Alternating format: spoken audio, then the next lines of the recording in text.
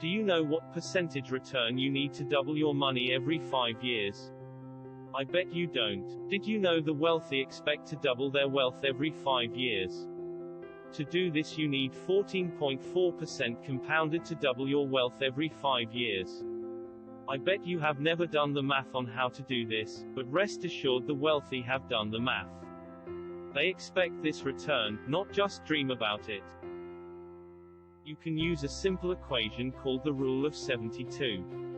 The Rule of 72 is credited to Albert Einstein, but no one knows for sure. Regardless, it is easy to do. Simply take whatever percentage you want and divide that into 72 and your answer is how many years it will take to double. You must know how to do the math that can help make you rich. It doesn't happen by accident. The wealthy know how to get wealthier, it's why they are in the top 1%. You can too. Anyone can. It is a mathematical fact as long as you follow some basic rules and learn how to get wealthier.